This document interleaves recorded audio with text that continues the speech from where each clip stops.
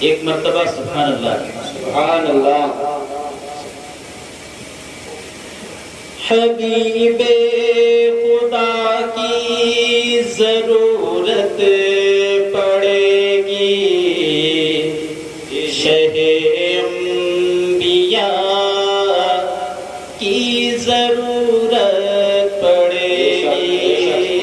ضرورت ہے تو سب بولتے ہیں، کیونکہ سارے نبیوں کی ضرورت پڑے گی، صرف آپ کو اور ہمیں نہیں ہے کہ وہاں نفسی عالم ہوگا نا تو اذهبوا الی غیر، سب لوگ اکٹھا ہو کر میرے آقا کی بارگاہ میں آئیں تو ضرورت پڑے گی آپ لوگوں کی، تو سبحان اللہ کہنا، سبحان اللہ۔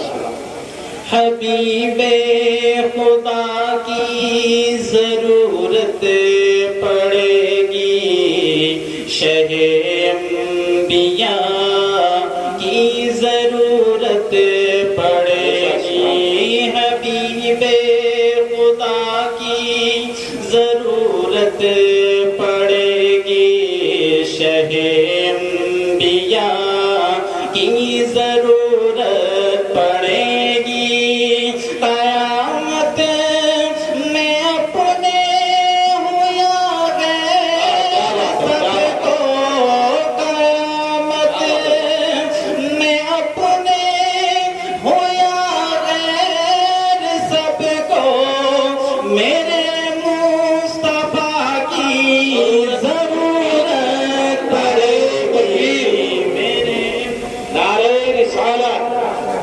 مسلک اعلی حضرت، نعرہ تکبیر، نعرہ رسالت، میرے مصطفیٰ کی ضرورت پڑے گی۔ اور جس ذات کے نام سے اس مقدس ماہ کو جانا اور پہچانا جاتا ہے، محرم الحرام کے مہینے کو، یہ انہی کا صدقہ ہے کہ کربلا کے میدان میں وہ گئے، آج ہمارے چہروں پر داڑیاں، میرے سر پر عمامہ، جبہ، آپ کے سروں کے تاج، آپ کے مساجدوں کے منارے اور خانہ کعبہ کا وقار، مسجد حرم کا تمدن، یہ ساری چیزیں جو ہیں یہ ایک حسین کے اس سجدے کا صدقہ ہے۔ جی جی سبحان اللہ۔ تو آج ہمیں حسین، جب یہ بات آتی ہے تو حسین کا ذہن ہمارے ذہن میں سما جاتا ہے جی، اور ہم لوگ تو ایک دن کے حسینی ہیں، حسین کا مہینہ ہے، حسین کے نام سے شربت لگا، اس کے بعد میں نہ حسین کی دی ہوئی تعلیم کا پتہ ہے، نہ حسین کے پیغام کا پتہ ہے، نہ حسین نے کس وجہ سے جام شہادت جو ہے نوش فرمایا اس کا پتہ ہے، صرف پٹی لگائے، چہرے پہ داڑھی نہیں، نعرہ لگایا حسین، ایک سال کے بعد پھر وہی حسینی ملتا، جمعہ جمعہ پڑھتا ہے۔ ہم لوگ ایسے حسین جی شیخ ملاحظہ فرمائے، انہی کی بدولت وقار حرم ہے، انہی کی بدولت ہے زندہ نمازیں، وہی سجدہ ہے جس نے تمام ہماری نمازوں کو زندہ کیا ہے۔ آپ نے سنا ہوگا کربلا کے میدان میں ہمارے سجدوں جیسا سجدہ تھا۔ انہی کی بدولت وقار حرم ہے، انہی کی بدولت ہے زندہ نمازیں، انہی کی بدولت وقار حرم ہے، انہی کی بدولت ہے زندہ نمازیں، بغیر کے صدقے نہ مقبول ہوگی، بغیر کے صدقے نہ مقبول ہوگی، شہ کربلا کی ضرورت پڑے گی، شہ کربلا کی ضرورت پڑے گی، شہ انبیاء کی ضرورت پڑے گی، حبیب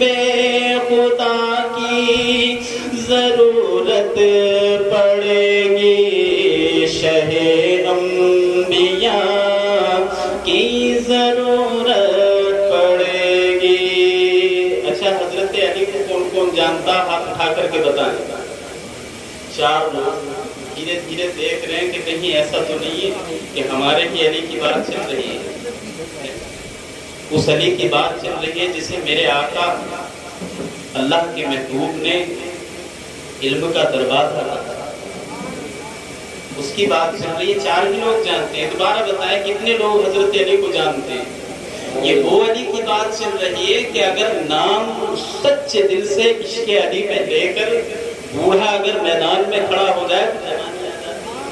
नाम अली का नाम है, अल्लाह ने नाम अली में वो तासीर रखी है। तो आपको जिस जिस चीज की जरूरत है मैं रास्ता बताता हूँ। इसमें शायर ने आपको रास्ता दहलीज बताई है कि आपको जो चाहिए वहां से ले लें। ताकत जिम में नहीं मिलेगी।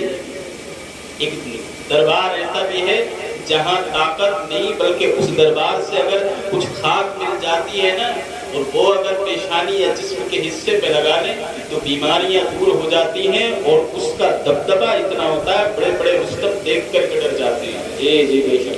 शेर मुलाहिजा फरमाएं। सदाकत अदालत सखावत तलब हो तो से दे मुफा रोको समान देंगे। सदाकत अदालत सखावत तलब हो तो से दे मुफा रोको समान देंगे। शुजाअत की सुल्तानिया चाहते हो, शुजाअत की सुल्तानिया चाहते हो तो शेर खुदा की जरूरत पड़ेगी, तो शेर खुदा की जरूरत पड़ेगी। शेर खुदा की जरूरत पड़ेगी। हबीबे खुदा की जरूरत पड़ेगी। शहे अंबिया की जरूरत पड़ेगी। और कुछ लोग हंस के नहीं जाते हैं, हम ज्यादा इकराम में बैठे हुए होंगे, क्योंकि मैं अब आपके सामने मुकर्रिर की हैसियत से नहीं हूँ। मैं हजरत से मुलाकात ये समझ लीजिए कि प्रोग्राम भी चल रहा है और हजरत के बड़े एहसानात हैं मेरे ऊपर। अल्लाह इनकी उम्र में इजाफा फरमाए और इल्म में बरकत अता फरमाए। लोग कहते हैं कि मदीने जाते हैं वहाँ से क्या मिलता है, लेकिन मैं आपको बताऊं मदीने से क्या मिलता है। जो ला इलाज हो उसकी दवा मदीने में, जो ला इलाज हो उसकी दवा मदीने में। और जो मेरे नबी के कदमों की खाक है उसके मकाम के बराबर कायनात में कोई ऐसा मकाम नहीं, ऐसी चीज नहीं जिसका मकाम आप देखें। अल्लाह के रसूल का क्या मकाम है। तो जो ला इलाज हो उसके लिए इस शेर के अंदर दवा मौजूद है। अगर समझ में आ जाए तो सुभान अल्लाह कहना, क्यों कि ये जो आपका सुभान अल्लाह होगा यही काम आएगा आज मरहूम के लिए। शेर मुलाहिजा फरमाएं। रहे जिनको हरदम खुमारे मदीना, बसे जिनके दिल में गुबारे मदीना। रहे जिनके दिल में खुमारे मदीना, बसे जिनके दिल में गुबारे मदीना। न छुपा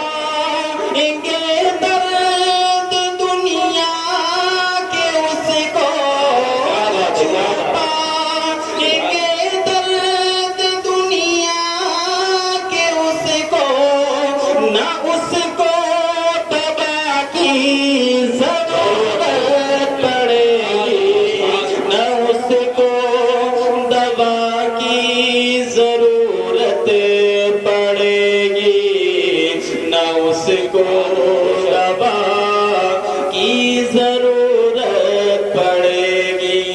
हबीबे खुदा की ضرورت پڑے گی شہ انبیاء کی ضرورت پڑے گی.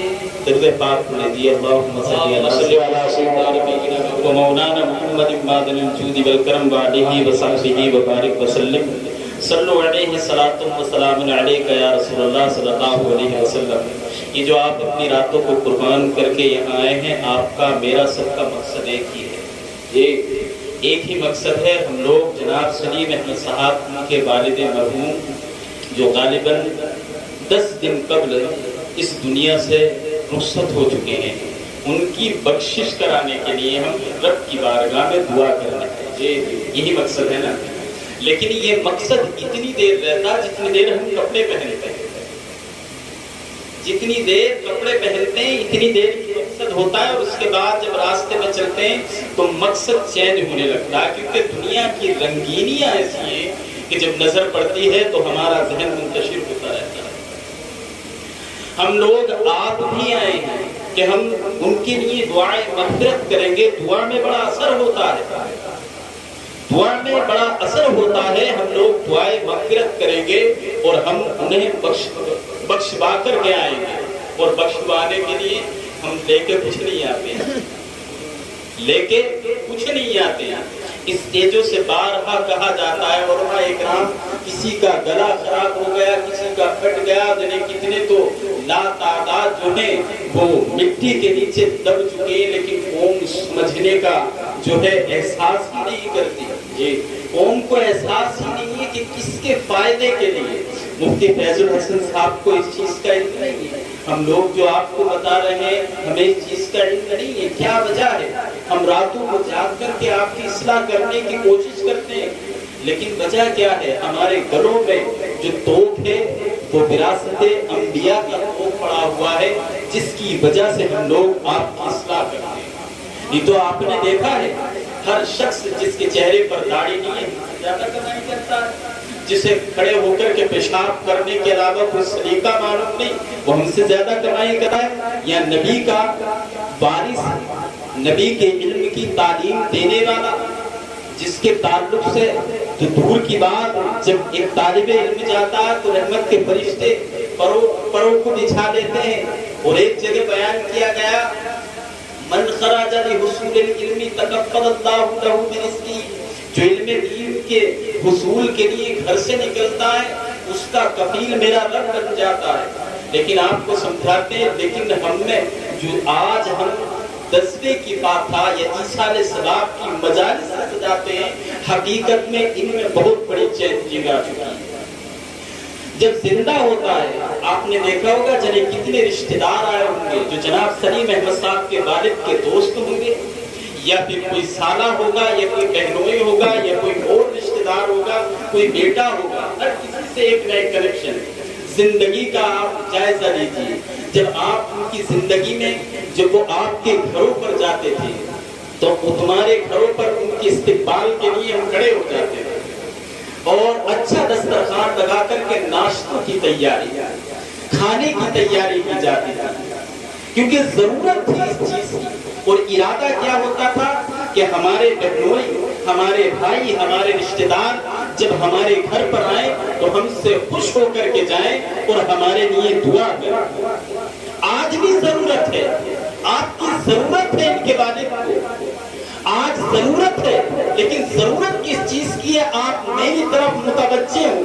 آپ سوچیں گے کہ وہ زندگی کا معاملہ تھا جو ہم ناشتوں کے انبار لگایا کرتے تھے، وہ زندگی کا معاملہ تھا جو ان کے استقبال کے لیے کھڑے ہو جایا کرتے تھے، ان کے لیے بہترین کھانوں کا انتظام کرتے تھے.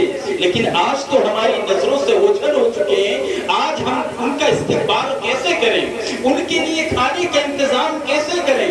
ان کے لیے ناشتے کا انتظام کیسا کریں؟ تو سنو، موت نام ہے جسم سے روح کا نکل جانا. روح کو کبھی موت نہیں آتی. جس طریقے سے تم دنیا میں ان کا استقبال کیا کرتے تھے، ان کو خوش کیا کرتے تھے، جب تم کسی بھی محفل میں ایسی جگہ جاؤ جہاں پر میت ہو چکی ہے، جہاں کسی کا انتقال ہو چکا ہے، تو یقین यकीनन हदीसों से साबित है, अकवाले अइम्मा इस पर मौजूद है। रूह घरों पर आती है। जब कोई रिश्तेदार अपने घरों से निकलता है तो आने के बाद उसका ये जो अंदाज होता है कि खाना खा करके चारों खाने चित पड़ जाता है, रूह कभी खुश नहीं होती है। तुम्हारे आने से रूह खुश नहीं होती। जब महफिल मिलाद मुनाकिद होता है तो अल्लाह उसके रसूल का जिक्र होता है, लेकिन जो घर से इरादा लेकर के आया था, आज मैं अपने रिश्तेदार की बख्शिश कराने आया हूँ, वो आकर के महफिल मिलाद में नहीं है बल्कि नींद की आगोश में सो रहा है। तो तुम्हारा सोना मैयत के लिए कोई फायदा नहीं पहुंचाता है। अगर यकीनन मैयत से मोहब्बत है, तुम्हें मैयत को चाहते हो, मैयत की बख्शिश चाहते हो, तो होना ये चाहिए था कि जब तुम अपने घर से चलते तो तुम्हारे पास तिलावत कलामुल्लाह का ज़ख़ीरा होना चाहिए था। अगर घरों से चलते तो तुम्हारी ज़बान ज़िक्रुल्लाह से तर होनी चाहिए थी। जब घरों से निकलते तो तुम्हारे पास तस्बीह और तहलील का ज़ख़ीरा होना चाहिए था, ताकि तुम जाते और वो तस्बीह और तहलील का ज़ख़ीरा, तिलावत कलामुल्लाह का अंबार जब रब की बारगाह में रखकर उसके सदक़े में मैयत की मग़फ़िरत की दुआ करते, मेरा रब अपने कलाम की बरकत से सुभान अल्लाह, सुभान अल्लाह। कितने लोग हकीकत है अल हक़ मुर्र, सच्ची बात करके ये तरीका है हमारा। आज इनके वालिद इंतकाल की क्यों पढ़े हम? जब हमारा नंबर आएगा तो देखा जाएगा पढ़ने के लायक बचोगे आप लोग।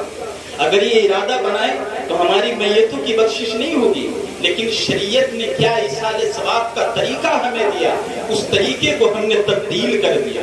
आज इसाले सवाब है पतीलों की तादाद गिनने का नाम, इसाले सवाब नाम है लोगों की भीड़ को देख करके उसका बयान करना। अरे बहुत भीड़ थी, बहुत भीड़ थी वहां पर। ये चीजें हैं। आप रिश्तेदार हैं, बख्शिश कराने हैं तो कुछ होना चाहिए। इंतकाल होता है, हमारे हालात ऐसे हो जाते हैं, इंतकाल होता है तो हम घरों से निकलते हैं और इरादा क्या लाते हैं। कोई कहता है अल्लाह के रसूल ने कभी कहा कि मैयत में जाओ, मेरे आका ने फरमाया नमाज जनाजा में शिरकत किया करो। नमाज जनाजा में घरों से हम आते हैं, आने के बाद गुस्ल का तरीका मालूम, वजू के फराइज हमें मालूम, आते हैं आने के बाद मैयत के पास, मैयत तो दूर की बात, जब सुकरात के आलम में होता है तो वहां पर फरमाया गया कि कलमे तैयबा की तलकीन करनी चाहिए। लेकिन हमारे हालात ऐसे होते हैं ना, कोई अगर बीमारी, अशद बीमारी के आलम में मुब्तला होता है, जब उसकी सांसें डगने लगती हैं तो ये आपके, क्योंकि कलाम पाक में अल्लाह ने फरमाया कि जब मौत का वक्त आता है ना तो लम्हा बराबर जो है आगे पीछे का मौका नहीं मिलता, वक्त मुतय्यन पर आपकी रूह कब्ज़ कर ली जाती है। लेकिन जाहिलों के एतबार से बताओ, आज जो आपके जाहिल लोग जिन्हें इल्म का कुछ पता नहीं, ऐसी ऐसी बातें मैयत के सामने करते हैं कि उससे कलमे तैयबा की तलकीन तो दूर की बात मेरे भाई, कि अगर थोड़ा जीता, कहते हैं आप ही लोगों में से जिक्र होता, हमने सुना है इस चीज को कि थोड़ा बहुत जीते अब्बा, वो हमारे फूफा ने ऐसी बात कर दी, उन्होंने ऐसे गम की बात सुना दी कि अब्बा की रूह निकल गई। तो आप ऐसी बातें क्यों करते हो? मेरे आका ने फरमाया बीमार के पास जाकर के उसकी आयादत करो, और अगर बीमारी शदीद है तो कलमे तैयबा की तलकीन करो। हो सकता है आपकी तलकीन से उसकी जबान पर कलमे तैयबा जारी और सारी हो गया तो उसका खात्मा ईमान पर होगा, खात्मा बिल खैर होगा। लेकिन हम कहाँ कलमे पढ़ते हैं, कहाँ याद है? एक ही वक्त याद आता कलमा जब निकाह का वक्त होता है। याद करने की जरूरत नहीं है, इमाम साहब खुद पढ़ाएंगे, जब निकाह के पैसे देंगे जिम्मेदारी उनकी, मैं तो दूल्हा बनूंगा। तो मामला क्या है? मामला क्या है? जब घरों से हम निकलते हैं तो हम जाते हैं कि अपने मरहूम या मरहूमा को शरीयत के मुताबिक कफन में मलबूस करके अपने कांधों पे उठा करके उसके आखिरी मकाम तक छोड़ करके आए शरीयत के मुताबिक। लेकिन हम नहीं करते, जाकर के वहां हमारे वजू का पता नहीं, गुस्ल का पता नहीं, जाने के बाद दुनिया की बात है। और कुछ तो ऐसे कम वक्त हमने सुने जो ये कहते हैं कि दफन होने में कितनी देर है, दफन होने में اب بیٹا الگ کھڑا ہوا ہے، رشتہ دار جن کی قسمیں دنیا میں مردہ جب زندگی تھی اس کی، جب حیات تھا تو وہ قسمیں کھاتا تھا، میرا دوست ہے میرے بغیر کھانا نہیں کھاتا ہے، میرا فلاں رشتہ دار ہے، میرا بہنوئی ہے، میرا سالہ ہے، اگر میں زبان سے کچھ نکال دوں تو میری بات کو بدلتے ہوئے برداشت نہیں کرتا، اپنی جان قربان کرنے کی ہمت رکھتا ہے۔ آج وہی آ کر کے جنازے پر کھڑا ہے، اسے کلمے کی تلقین کا پتہ نہیں۔ اللہ کے رسول فرماتے ہیں کہ جب نماز جنازہ، جب آپ قبرستان کی طرف اپنے مردے کو لے کر کے جاؤ تو آپ کی زبان پر کلمہ طیبہ ہونا چاہیے۔ کتنے لوگ ہیں آپ کے زمرے میں ہم بھی ہیں، ہم بھی باتیں کر لیتے ہیں، ایسا نہیں ہے کہ ہم لوگ کلمہ ہی پڑھتے ہیں، ہم بھی کر لیتے ہیں، تو ہم کلمہ طیبہ نہیں پڑھتے، کاندھا دینے کا طریقہ ہمیں معلوم ہے۔ جو آیا معاملہ ایسا ہے یقیناً جو شریعت نے کاندھا دینے کا طریقہ بتایا وہ نہیں، بلکہ وہ معاملہ ہے کہ لے جاؤ دھر دھر جاؤ، لے جاؤ دھر دھر جاؤ، وہ والا معاملہ ہے، بالکل شرعی اعتبار سے نہیں۔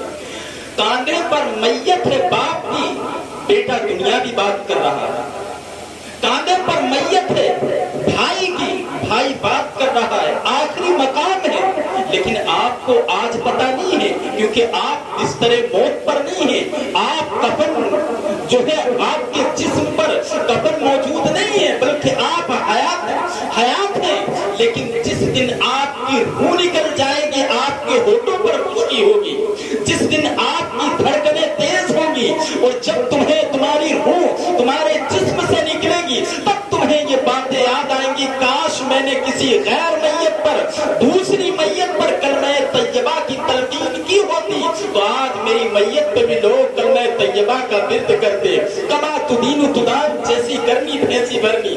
اب جاتے ہیں، کاندھا دینے کا طریقہ معلوم نہیں اور وہ لوگ بخشش کرانے آتے ہیں جو نماز کا طریقہ نہیں دیکھ لیا، اور جو گھر کا بڑا بیٹا ہے اماں بھیج دیتی ہے کہ جتا کے آنا کہ ہم آئے تھے جس کے جنازے میں ہم چلے جاتے ہیں جنت اس کے پر واجب ہو جاتی ہے، جس کے جنازے میں ہم جاتے ہیں گئے جتا کے آنا، اچھا کوئی فکر ہو تو بتا دینا، ابے تو فکر کی دور کی بات کرتا ہے، آج میت کو قبر کی تاریکی کا سامنا کرنا ہے، اس کے لیے کچھ لایا ہو تو بتا۔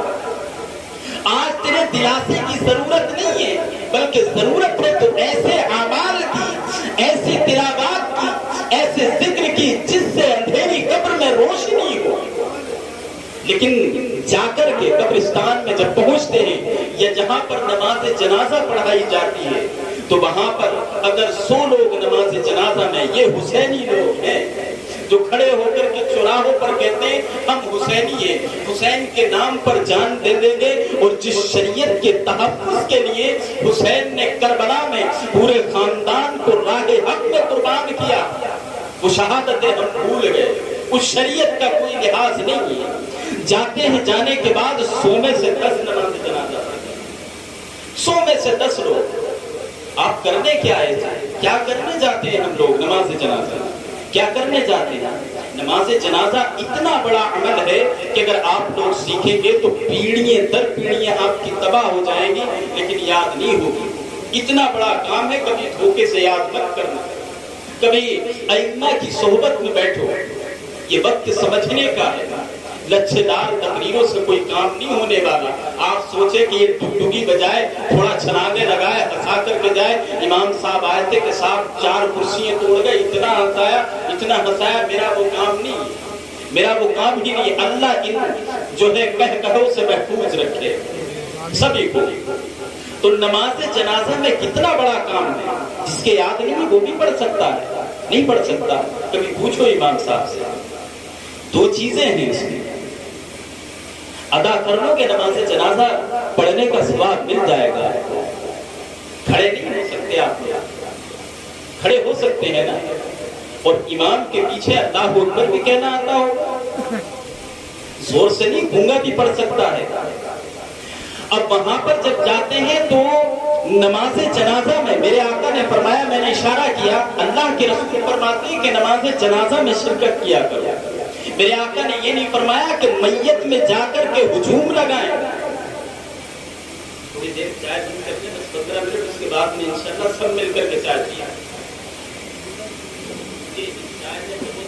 फैसला कर दिया, किसी को प्रधानमंत्री बना दिया, किसी को कॉलोनी नहीं मिली चाय के चक्कर में, ऐसे मामलात में।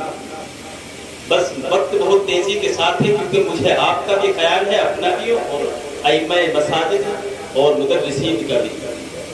तो अल्लाह के रसूल ने क्या फरमाया? जनाजे में जाने के लिए नहीं फरमाया, नमाज जनाजा में जाने के लिए फरमाया। लेकिन नमाज जनाजा में जाए क्यों? नमाज जनाजा हकीकतन क्या है? एक दुआ है। वहां पर एक दुआ होती है, अल्लाहुम्मा ग़फिर लिहय्यिना, अल्लाह हम जिंदों की बख्शिश कर दे।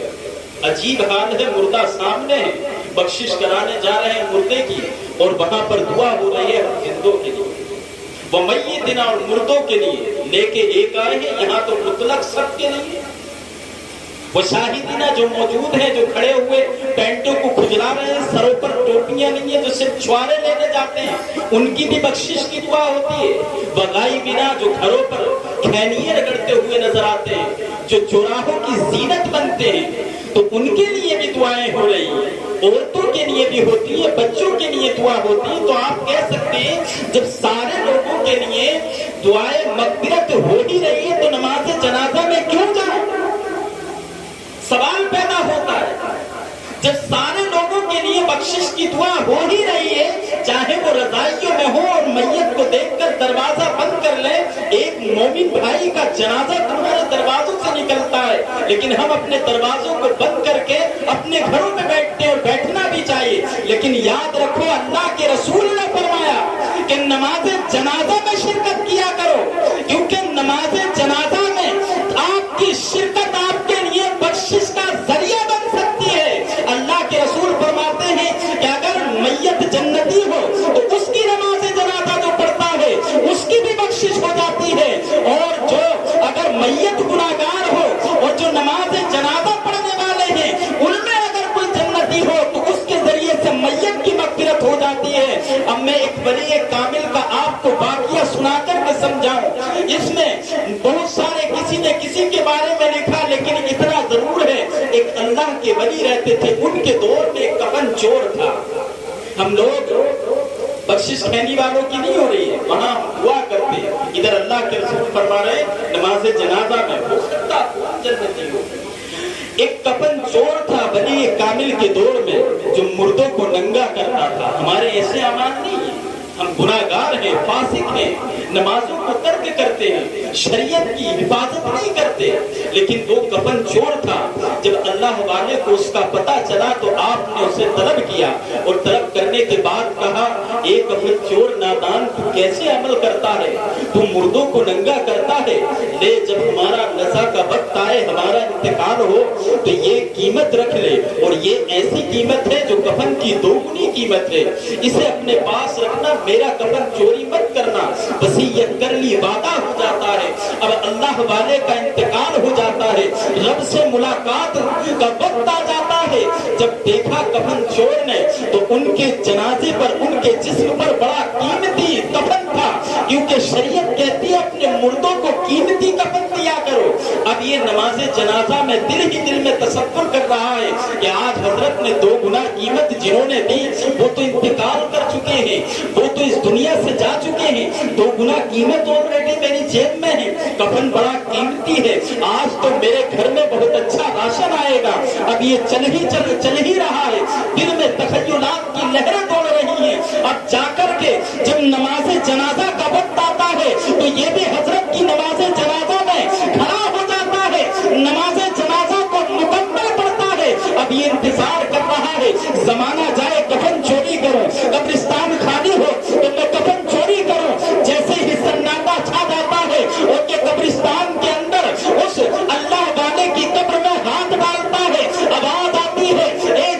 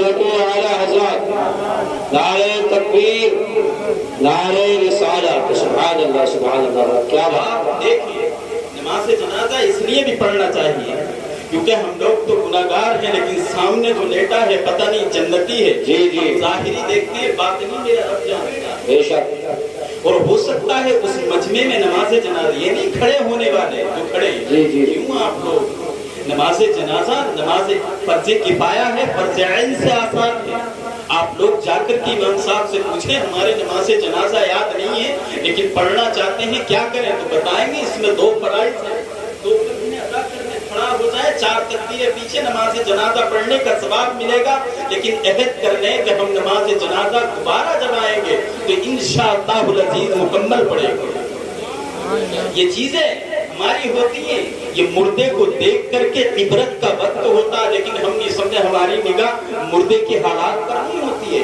اس کے چہرے پر نہیں ہوتی قبر کی اندھیری پر نہیں بلکہ وہ جو قبرستان میں جو شرعی اعتبار سے غلط ہے جو لڈوؤں کا انتظام بٹتا ہے نا قبرستانوں میں قبروں پر ہم پوچھتے ہیں ہماری اسی پر نگاہ رہتی ہے نادان کسی دن ہمارے بھی لڈو بٹے پڑے ہوئے ایک نہ ایک دن ہمارے بھی لڈو اور ایسی قبرستانوں کی حرمت ہوتی ہوگی اب بات آتی ہے یہ جو کھانا ہوتا ہے کوئی لوگ ایسے ہوتے ہیں کہ جو کھانے کو دیکھ کر کے یہ کہتے ہیں کہ بھئی بڑا کھانا بنوایا ہم نے ہمارے ابا کی تو بخشش ہوگی 25 پتیلے بنائے تو آپ یہ دیکھیں کھانا حقیقت میں ہے کیا جی ينبغي ان يواظب ان الصدقه بميت 7 ايام وقيل 40 اياما صدقہ کریں 7 دن یا 40 دن تک مناسب ہے میت کی طرف سے صدقہ کریں کھانا صدقہ ہوتا ہے کیوں کریں لأن المیت یشوق الی بیتہ اس لیے میت سے یہاں مراد روح لی گئی ہے اس لیے کہ روح اپنے آپ کے گھروں کی مشتاق ہوتی ہے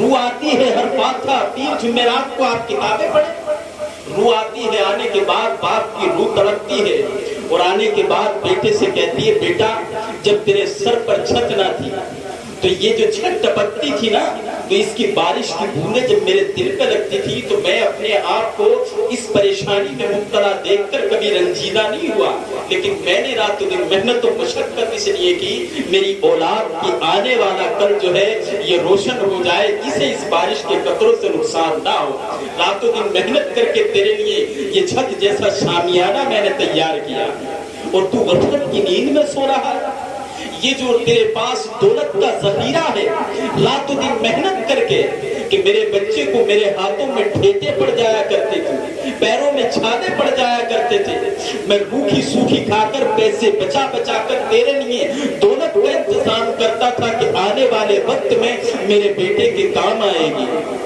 میں دنیا کی مشقتیں جھیل کر کے تیرے لیے یہ سرمایہ اکٹھا کر کے دنیا سے چلا گیا تیری رات کی جب تاریخی رات کے وقت میں تجھے مچھر ستاتے تھے گرمی ستاتی تھی تو میں اس چیزوں کو برداشت کر کے رات کو مجھے نیند نہیں آتی کہ میرے بعد میرے بیٹے کو مچھر اور یہ گرمی نہ ستائے تیرے لیے پنکھوں کا انتظام کیا لیکن تو کیسی اولاد ہے تو کیسا باپ ہے تو کیسا بھائی ہے آج دنیا سے میں کیا چلا گیا تو نے مجھے بھلا دیا ہے کیا جب میں نے تیرے لیے رات و دن سوچا تیرے لیے رات و دن تیرے آرام کے بارے میں ہی سوچتا رہا آج تجھے قبر کی تاریکی نظر نہیں آتی قبر کی اندھیری نظر نہیں آتی قبر کی ہولناکی کیا ہے تجھے اس کا علم ہے قبر کے عذاب قبر کے مصائب و آلام میں کس طریقے سے مبتلا ہوتی تجھے احساس نہیں تو قبرستان میں صرف سانپوں کا بسیرا دیکھتا ہے لیکن تو کبھی احساس نہیں کرتا کہ کہیں یہ میرے باپ کی قبر سے تو نہیں آتا جب یہ میرے آقا علیہ الصلوۃ والسلام صحابہ اکرام میں فرما رہے تھے اللہ کے رسول کے صحابہ عرض کرتے ہیں یا رسول اللہ ہم قبر کی تاریکی سے قبر کی تنگی سے قبر کی ہولناکی سے قبر کے مصائب و آلام سے اپنے والدین اپنے مردے کو کیسے بچائیں تو میرے آقا نے ارشاد فرمایا کہ مردے کے نام سے صدقہ کرو صدقہ کرو کھانا صدقہ کھانے کا نام بھی کھانے کے روپ میں بھی آپ صدقہ کر سکتے ہیں مدارس میں اینٹ لگا کر بھی صدقہ کر سکتے ہیں نل لگوا دینا پیاسوں کو پانی پلا دینا اب یہاں تھوڑی دیر ہمیں سمجھنا ہے وقت ہو چکا ہے 2-3 باتیں یہ ہو چکی ہیں کمپلیٹ یہ نل روڈوں پر لگتا ہے، ابا تو انتقال کر کے چلے گئے، لیکن پانی ہم پی رہے، ابا کو ثواب کیسے ملتا ہے؟ آج یہ کھانے کا انتظام، اتنے بڑے پتیلے آپ کے ذہن میں ہو سکتا ہے کہ ایک پلیٹ جو آپ نے اڑد گوشت چاول کا انتظام کیا، ابا کی قبر میں جائیں گے تب ثواب ملے گا، آپ کے ذہن میں یہ ہو سکتا ہے، لیکن یاد رکھو کھانے کی حقیقت کیا ہے؟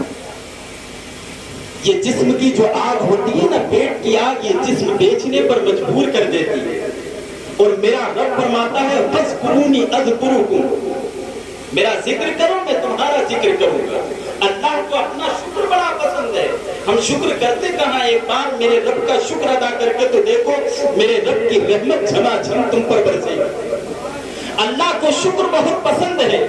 جب کوئی بھوکا، کھانے کے تعلق سے شریعت نے یہ نہیں کہا کہ جا کر کے کسی مالدار کو کھانا کھلاؤ، بلکہ کہا تُهَيِّئَ الطَّعَامَ لِلْفُقَرَاءِ وَالْغُرَبَاءِ وَالْمَسَاكِينِ، کھانا آپ انتظام کرو کھانے کے لیے، فقیروں کے لیے، غریبوں کے لیے، مساکین کے لیے۔ اور کھانا بنانا ان اتخذوا طعاما کان حسنا، کھانا بنانا یہ بہت اچھی بات ہے، لیکن جب بھوک، کھانے کی حقیقت کیا ہے؟ میرے کھانے سے ہو سکتا ہے تمہارے والد کی بخشش ہو یا نہ ہو، گاؤں کے پٹھان کے کھانے سے بخشش ہو یا نہ ہو، جن کا حق ہوتا ہے ان کے لیے کھانا جب بناتے ہیں تو واقعی مردے کو ثواب کیسے ملتا ہے؟ اللہ کو شکر بڑا پسند ہے۔ جب کوئی غریب جس کے گھر میں کھانے کے لیے دانا نہیں ہوتا ہے، جس کے بچے بلک رہے ہوتے ہیں، تمہاری دہلیزوں پر آتا ہے، اللہ کے نام سے عرض کرتا ہے اللہ کے نام پہ اس بھوکے پیٹ کی آگ بجھا دو، جب تم اسے مشورے دیتے ہوئے نظر آتے ہو، اللہ نے اچھا خاصا آپ کو بنایا ہے، محنت کر کے کھائیں، نادان ہمیں اسے جو ہے سمجھانا نہیں ہے، بلکہ یہ دیکھنا ہے مانگ کس کے نام سے رہا ہے، رب کے نام سے مانگ رہا ہے۔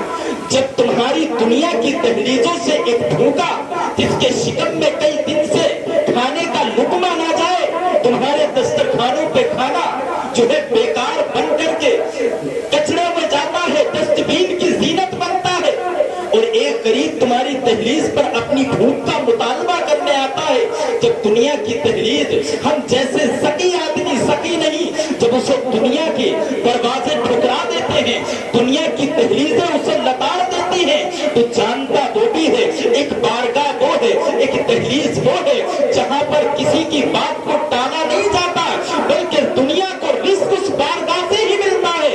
رب کی بارگاہ میں جاتا ہے، لو لگاتا ہے، نماز پڑھ کر رب کی بارگاہ میں دعا کرتا ہے، مولا جس کے تعلق سے تو نے کہا کنتم خیر امت اخرجت للناس تأمرون بالمعروف وتنہون عن المنکر، بہترین امت جسے بتایا گیا، جسے تو نے اشرف المخلوقات بنایا، آج تیرے نام پر میں نے اس سے اس بھوکے پیٹ کا مطالبہ کیا، لیکن تیرے نام سے اس نے مجھے عطا نہیں کیا، بلکہ مجھے اپنی دہلیز سے ٹھکرا دیا۔ اب یہ اللہ کی بارگاہ میں دعا کرتا ہے، مولا تو غیب سے اس شکم کی آگ کو بجھا دے، میرے بچے بلک رہے ہیں۔ اب وہ رب کے گھر سے نکلتا ہوا آ رہا ہے، اچانک سے نگاہ پڑی، جناب سلیم بھائی نے اپنے والد مرحوم کی جانب سے اپنے گھروں پر غریبوں کے کھانے کا انتظام کیا ہے، دسترخوان لگا کر بھوکے پیٹوں کو بھرنے کا کام کیا ہے۔ جب دسترخوان پہ کوئی بھوکا پیاسا ان کے دسترخوان پہ آ کر جب شکم زیر ہوتا ہے تو رب کا نام بھی لیتا ہے، اور کھانے کے بعد اللہ کی بارگاہ میں ایک مرتبہ شکرانہ نہیں کرتا ہے، بلکہ لاکھ مرتبہ شکرانہ کرتا ہے۔ اللہ رب العزت فرشتوں کی انجمن میں ارشاد فرماتا ہے، میرے فرشتوں آج دنیا سے میرے شکرانے کی صدائیں بلند ہو رہی ہیں، میرا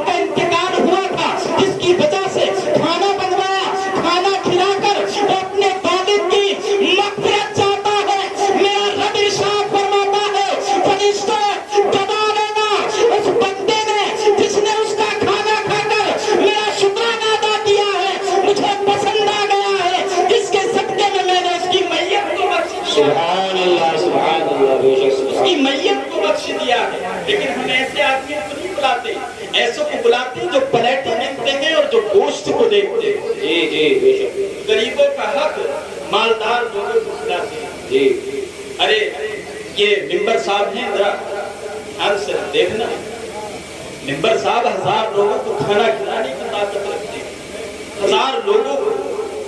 لیکن کسی غریب کا آتا ہے نا تو گاؤں میں جو سب سے بڑا لٹھیرو آدمی ہوتا ہے نا، جس کا گھر نہیں شروع ہوتا ہے، اسے کرسی پہ بٹھالتے ہیں کہ تو بیٹھ جا، کہ میرا کیا ہوگا کہ تیرے لیے نکال کے رکھ دیں گے، گھر میں بھیجا دیں گے، کوئی آنا نہیں چاہیے جس کے کپڑے گندے ہیں۔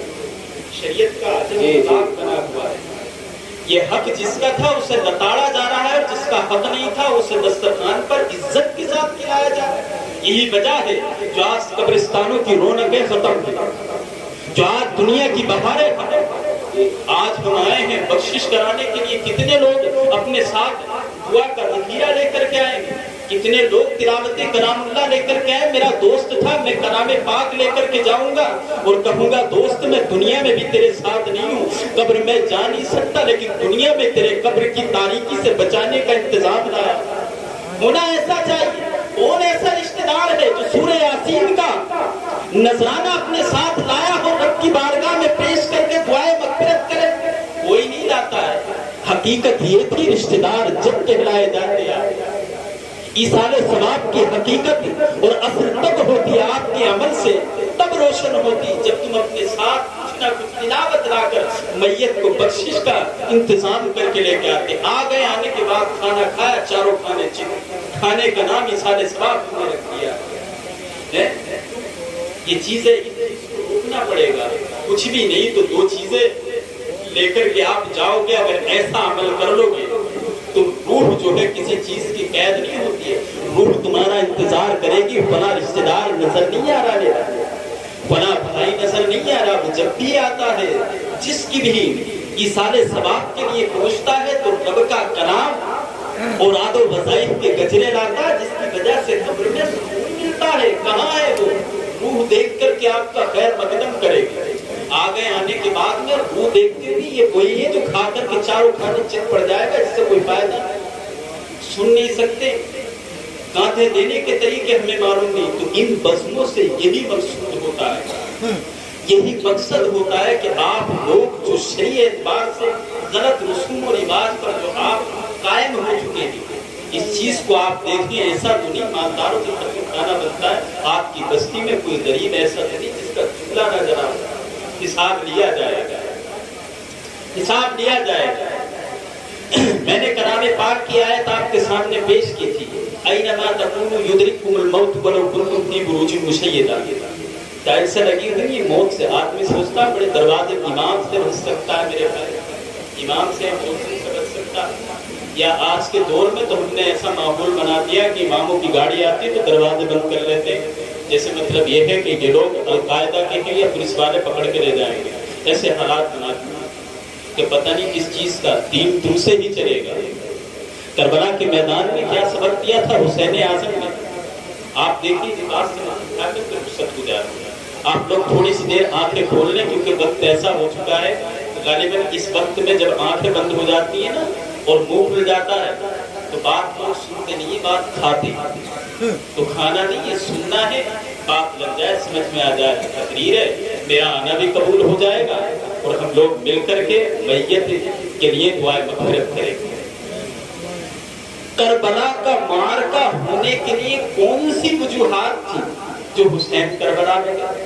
یہ کیا وجہ تھی؟ آپ سوچیں گے یزید کی دولت چاہیے تھی۔ دولت کی ضرورت اسے ہوتی ہے جس کے پاس دولت نہیں ہوتی۔ اس کے نانا اتنے طاقتور، اتنے پاور والے، اپنی بیوی عائشہ صدیقہ رضی اللہ تعالیٰ عنہ سے فرماتے ہیں، اے عائشہ یہ پہاڑ دیکھ رہی ہوں؟ ہاں حضور دیکھ رہی ہوں، اشارہ کروں تو یہ میرے ساتھ سونا بن کر کے ساتھ چلے گا۔ ایسی شان کے مالک کا نواسا، اسے دولت کی ضرورت۔ آپ سوچیں گے عہدہ چاہیے، تخت کی وجہ سے گئے کہ یزید سے تخت نکل کر کے میرے پاس آ جائے اور میں تخت کا بادشاہ بن جاؤں۔ یہ دنیاوی تخت ہے۔ اللہ کے رسول نے فرمایا ان الحسن والحسین سیدا شباب اہل الجنہ، میرے حسن اور حسین جنتی نوجوانوں کے سردار ہیں۔ جتنے جنتی ہیں ان کا سردار، جسے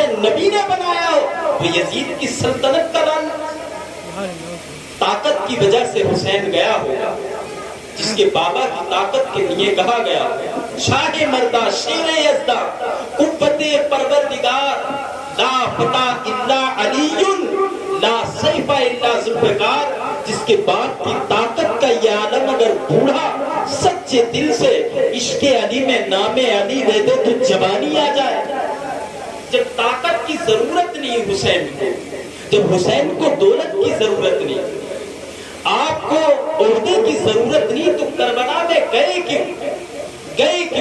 غور کرنا ہے، جس گود میں دین پلا تھا اسی میں حسین بھی پلا تھا، جس گود میں مصطفیٰ کا دین اسی میں حسین پلے تھے۔ جب مصطفیٰ کی آنکھ سے آنسو غارِ ہرا میں نکلتے تھے تو حسین دیکھتے تھے میرے نانا کس وجہ سے رو رہے ہیں۔ یہ آپ کے اور میرے لیے نبوت والے آنسو اس زمین پر گرتے تھے اللہ کے رسول کے۔ مصطفیٰ کی آنکھوں سے آنسو نکلے رب حبل امتی کی صدائیں دیتے ہوئے، میرے رب میری گناہگار امت کو بخش دینا۔ اور امت کا حال تو یہ ہے، نبی کی شریعت، نبی کا نواسا جانے وہ جانے، ہمیں کیا ہے؟ ہمارا کون سا بچہ کٹا ہے، ہمارا کون سا اصغر گیا ہے؟ ہمارے تو اصغر اندر بیٹھے رہتے ہیں۔ ہم تو 10ویں محرم کو پٹیاں لا دیں گے، بچوں کو کھلونے لا کر کے دیں گے اور تھوڑی مٹھائی لا کر کے ادھر 72 لوگ مصطفیٰ کے خاندان کے خاک و خون میں۔ کیا پیغام تھا؟ وجہ کیا تھی؟ اللہ کے رسول کا نواسا کربلا کے میدان میں کیوں گیا؟ دولت کا لالچ نہیں، تخت کا لالچ نہیں، عہدے کا لالچ نہیں، پھر حسین کیوں گیا؟ تو مصطفیٰ کے دین کی آواز تھی، اے حسین جس گود میں مصطفیٰ کی تو پلا ہے، یہ دین بھی اس مصطفیٰ کی گود میں پلا ہے۔ آج دین کو کمزور کرنے کے لیے یزید تخت پر براجمان ہو چکا ہے، یزید تخت پر بیٹھ چکا ہے۔ آج جب دین کی تقویت کے لیے اگر ضرورت ہے تو کسی ایسے گروپ کے خون کی ضرورت ہے جو مصطفیٰ کی گود میں پلا ہو۔ شمر کا خون اس کا گروپ دین سے نہیں ملتا ہے، یزید کے خون کا گروپ دین سے نہیں ملتا ہے۔ مصطفیٰ اے حسین ایک ہی گود میں دین اور تم پلے ہو، تمہارے خون کا گروپ دین سے ملتا ہے۔ اب اللہ کے رسول کا نواسا جب یزید کے دربار سے آتا ہے، بیعت نہیں کرتا ہے، مصطفیٰ کے روزے پہ آ کر کے اللہ کے رسول سے دعا کرتا ہے، نانا جان آج اگر ظاہری زندگی دنیا ظاہری میں آپ ہوتے تو حسین مشورہ دیتا، آج بابا علی ہوتے تو حسین مشورہ لیتا، آج اماں فاطمہ ہوتی حسین مشورہ لیتا، لیکن آج مشورہ کس سے لوں؟ تو تربت مصطفیٰ سے آواز آتی ہے، حسین فاطمہ ثانی حضرت زینب کے پاس چلے جاؤ، ان سے مشورہ لے لو۔ میرا حسین رات کے نصف رات میں حضرت زینب کے دروازے پر اندر جاتے ہیں، فاطمہ کی بیٹی ہے، دیکھا تو تلاوت کلام اللہ کر رہی ہے۔ حضرت حسین بیٹھ گئے اور بیٹھنے کے بعد حضرت زینب کی تلاوت کو بغور سماعت کر رہے ہیں۔ جب تلاوت سے حضرت فاطمہ کی بیٹی فارغ ہوئی، حسین کے ہاتھ کو چوما، آنکھوں سے لگایا اور کہا بھائی جان رات کا پہر ہے، مدینہ سو رہا ہے، ہر شخص نیند کی آغوش میں ہے، آپ کے چہرے پر آپ کی پیشانی پر مایوسی کے آثار نمایاں ہیں، کہا اور آنکھوں سے آنسو نکل رہے ہیں، کہا رو اس لیے رہا ہوں بہن کیونکہ آج اماں فاطمہ کی یاد آ گئی، جب سے دیکھا تجھے تو میں نے دیکھا کہ جس طریقے سے اماں فاطمہ تلاوت کلام اللہ کرتی تھی اسی طریقے سے تو کر رہی ہے، نانا جان نے تیرے پاس مشورے کے لیے بھیجا۔ اللہ کے رسول کی گھرانے کی عورتوں کا یہ آپ دیکھیں جذبات دین کی بقا کے لیے، حضرت زینب عرض کرتی ہیں بھائی کیا مشورہ لینا ہے؟ کہا کہ میں یزید کے دربار سے آیا ہوں، یزید نے مجھ سے بیعت کے لیے کہا، تو کہا کیا کرنا ہے؟ بیعت کرنے میں کیا نقصان ہے اور نہ کرنے میں کیا فائدہ ہے؟ کہا بیعت کرنے میں نقصان فائدہ یہ ہے کہ میرا سر بچ جائے گا، علی اصغر کا حلق بچ جائے گا، اکبر کی جوانی بچ جائے گی، عباس کے بازو بچ جائیں گے، تیرے چہروں پر تھپڑ نہیں مارے جائیں گے، حضرت سکینہ کے بیڑیاں نہیں ڈالی جائیں گی، حضرت زین العابدین کی بخار کی حالت حالت میں نہیں مارا جائے گا. اور بیعت نہ کرنے میں کیا ہے؟ کہا تیرا بھائی جو ہے سجدے کی حالت میں شہید کر دیا جائے گا. اصغر کے ننھے گلے کو تیروں سے چھلنی کر دیا جائے گا. عباس کا لاشا تڑپ رہا ہوگا. حضرت قاسم کی جوانی لٹ رہی ہوگی. سکینہ کو تھپڑ مارے جا رہے ہوں گے. انہوں محمد کے بچے خاک و خون میں بلک رہے ہوں گے. بتا کرنا کیا ہے؟ تم میرے نبی کی آل کہتی ہے, زینب کہتی ہے, حسین میرے بھائی جس گود میں آپ پلے ہو اسی گود میں حسین دین پلا ہے. آج دین کو تمہارے خون کی ضرورت ہے. اگر دین کی طاقت کے لیے, دین کی قوت کے لیے اگر تمہارے خاندان کے ایک ایک فرد کے خون کی ضرورت پڑے تو دین کو مایوس نہ کرنا ہے, بلکہ کربلا کے میدان میں خون سے دین کو تقویت بخشنی ہے. کربلا کے میدان میں میرا حسین جاتا ہے دولت کی وجہ سے نہیں, لالچ کی وجہ سے نہیں, بلکہ کربلا کے میدان میں ایک ایک کر کے راہ خدا میں کٹوا دیے. لیکن جس ذوالفقار حیدری کا سامنا کوئی نہیں کر پایا, اس وقت نماز کا وقت آتا ہے. ظاہر کہتے ہیں حسین نماز کا وقت ہو گیا ہے. اللہ کا نواسا, اللہ کے رسول کا نواسا ارشاد فرماتا ہے حبیب تو نے جنت واجب کرنی ہے. نماز کا وقت یاد دلایا. کربلا کے میدان میں تو حسین نے سجدے کی حالت میں سر تن سے جدا کر کے کرا کے شہادت کا جام پی کر کے ایک ہی پیغام دیا ہے, حسینی شربتوں سے نہیں بنتا ہے, حسینی ماتھوں کی پٹیوں سے نہیں بنتا ہے, حسینی تھوڑی دیر سینہ پیٹنے سے نہیں بنتا ہے. اگر تمہیں میری محبت یاد کرے, اگر حسینی بننا ہو تو مسجدوں کو آباد کر دینا, اپنی پیشانیوں پر سجدوں کی چمک کو روشن کر دینا. میں تم سے راضی ہو جاؤں گا اور قیامت کے دن تمہیں اپنے ساتھ بیٹھنا. سبحان اللہ, سبحان اللہ. نماز کو ہم نے چھوڑا حسینی اور تلاوت کلام کا. آج ابا پڑھا رہے ہیں نا قرآن شریف, امام صاحب سے پڑھا دو. امام صاحب کچھ بھی نہیں تو یہ ہے ابا ختم ہوں گے یا کچھ بھی تو سپارہ تو پڑھ ہی دے گا. پہلے اس کے کان میں ڈال دیا کہ ابا ختم ہوں گے, آپ کو پڑھ دیا مان کر کے گھر کی زینت. اب کوئی انتظار کرنا نہیں, چلو تھوڑی دیر نماز کے بعد کلام پاک پڑھنے کے. نا ابا نے کہا, مولانا صاحب نے بتایا ماں باپ جب ابا ختم ہوں گے تبھی پڑھو. یہ کلام پاک میں دنیا کا علم ہے. کلام پاک جس کو جھکنا عبادت, دیکھنا عبادت, سننا عبادت ہر طریقے سے, اس تلاوت کو نیزے کی نوک پر حسین نے کر کے اور یہی پیغام دیا کہ آپ اگر میری محبت کا احساس اپنے دل میں رکھو تو تلاوت اور عبادت کو کبھی جو ہے ہونا نہیں ہے.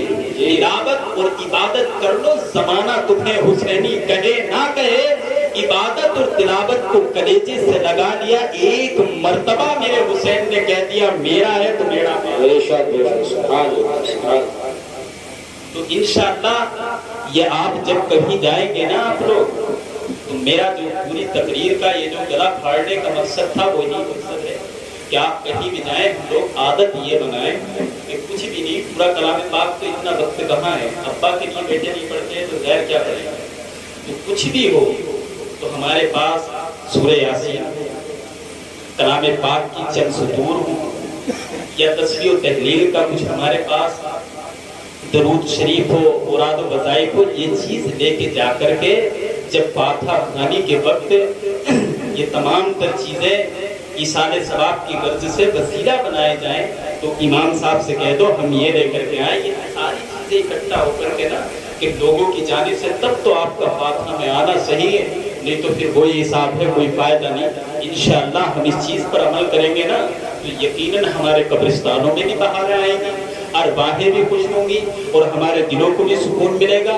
کل جب یہ پودا آپ لگا کر کے جائیں گے اور جب آپ کی روح کے لیے کوئی لے کر کے آئے گا نا تو بڑی خوشی ہوگی. یہ پودا میں نے بھی لگایا تھا, آج یہ اس پر سب نے عمل کیا, میں نے بھی کام کیا تھا, تو اللہ رب العزت نے اسی زبان سے تلاوت کرائی جس کی وجہ سے مجھے سکون مل گیا.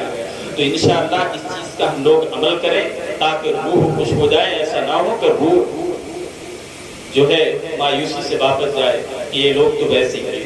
اللہ رب العزت کی بارگاہ میں دعا ہے کہ مولا میں نے جو بھی کچھ کہا سبقت لسانی کی وجہ سے، کم علمی کی وجہ سے، جو بھی میں نے کچھ کہا میری زبان سے جو بھی نکلا یا سامعین کی سماعت میں کچھ غلط آیا ہو، رب قدیر کی بارگاہ میں آپ لوگوں کو گواہ بنا کر قائم ہوں۔ استغفر اللہ رب من کل ذنب واتوب الیہ، لا الہ الا اللہ محمد الرسول اللہ۔ السلام علیکم ورحمۃ اللہ وبرکاتہ۔